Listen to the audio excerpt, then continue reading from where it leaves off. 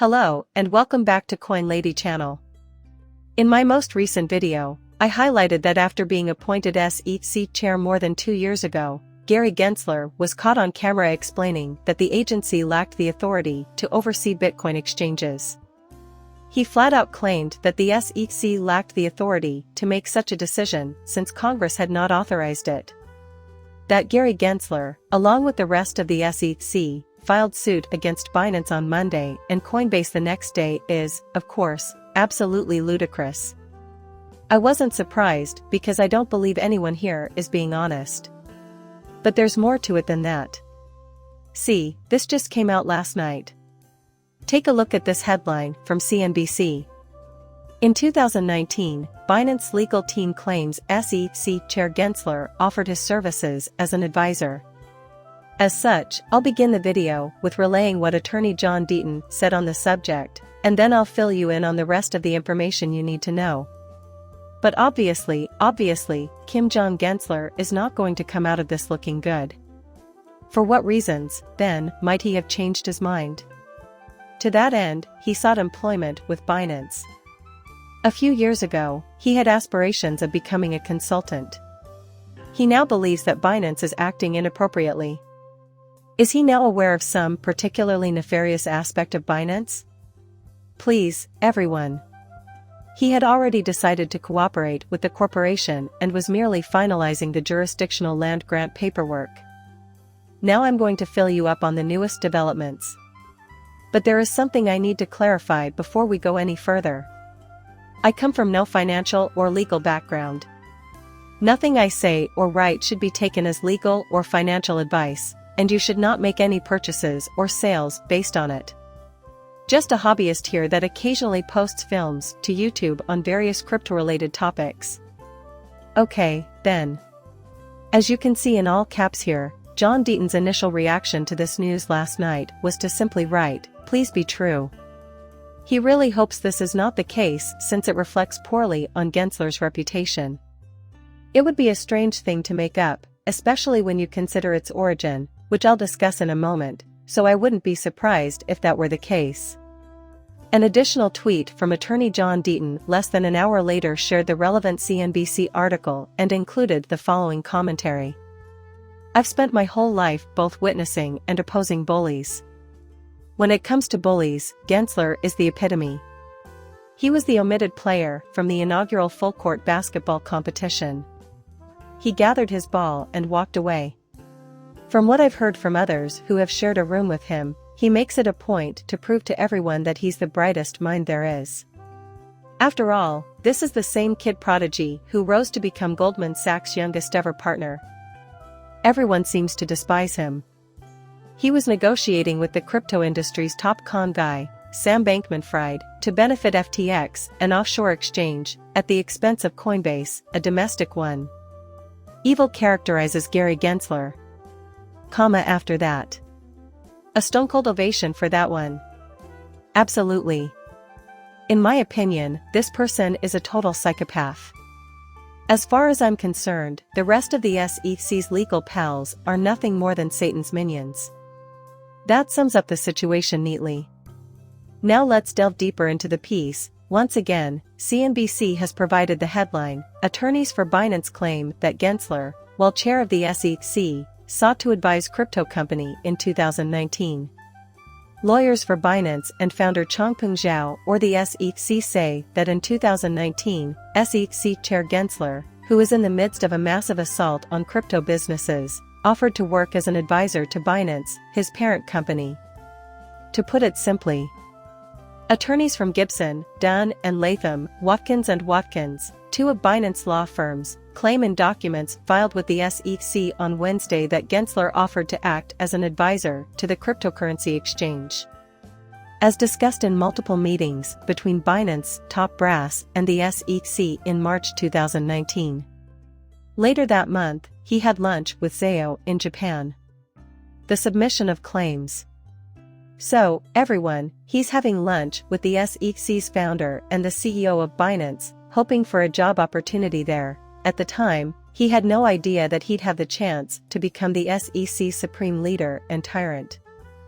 It's clear he wasn't acting honestly. No, he is not at all. It's possible that he was forthright about his enthusiasm at the time, but he's showing his true colors now.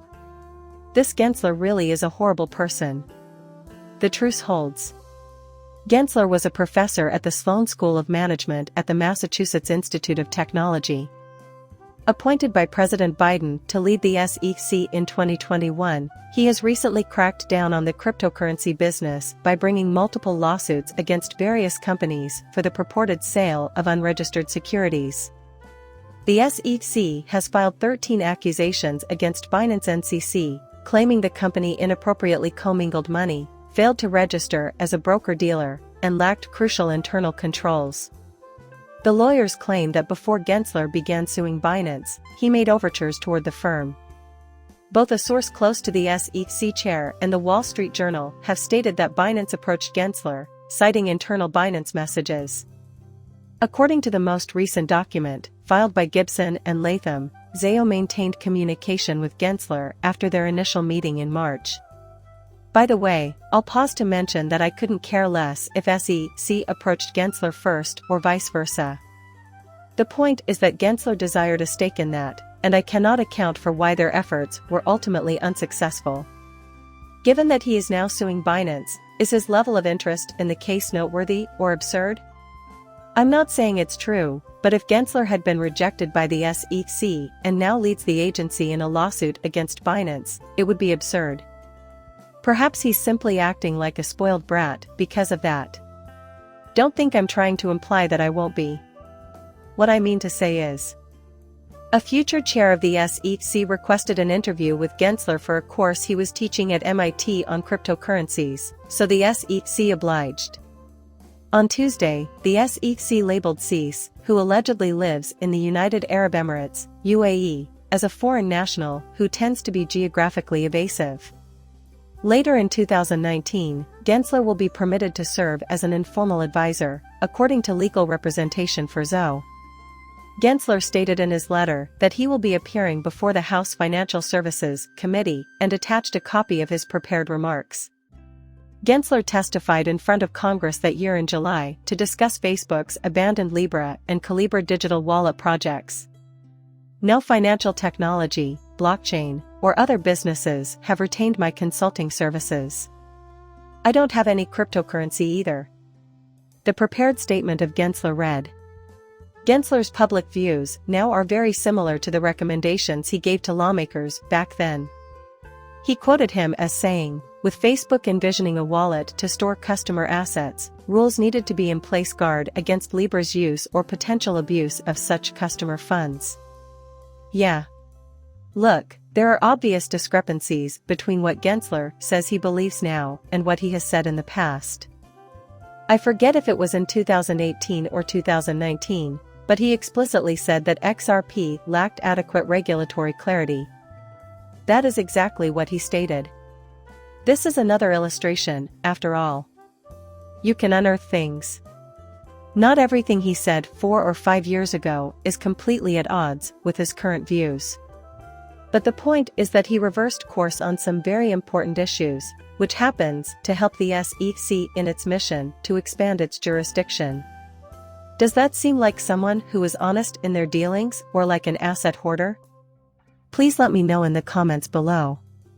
His more general testimony mirrored the tone of his most recent statements.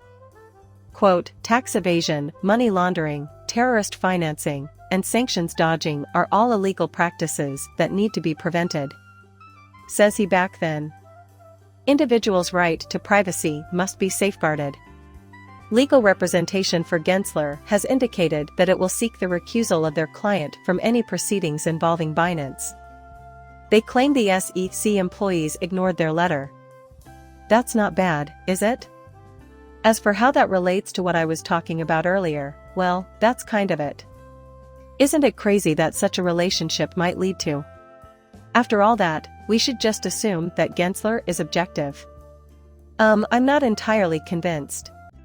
There's some doubt in my mind about that. An SEC representative then claimed in a statement to CNBC that the chair is fully aware of and complies with his ethical commitments, including any recusal obligations, to close off the article. Oops, you mean that's incorrect. Well, you know that recusals are always made when they are necessary, just like with Billy Boy Hinman, because we all trust each other so much. Right. In light of Ethereum's open mic policy. Delete that thought. Ignore that. I take it that didn't occur. Oh, man.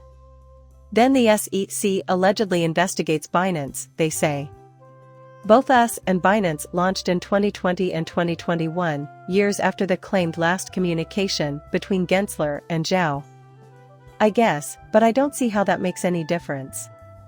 We still report to him. I mean, there really ought to be. Do you think there should be a recusal of some kind in this case? This is some seriously strange material. But then again, what do you expect when someone with such a low moral character is in charge of a government agency? This is the sort of thing we should prepare ourselves for. This is utter nonsense. So, let's see how this plays out. Do you anticipate Gary Gensler distancing himself from any involvement in this matter? Because perhaps, but I'm not holding out much hope. Let me preface this by saying that I am not a financial expert. Nothing I say or write should influence any transactions you make. Guys, please show your appreciation by clicking the like button. Be sure to subscribe and activate the bell for alerts. See you in the next video, bye.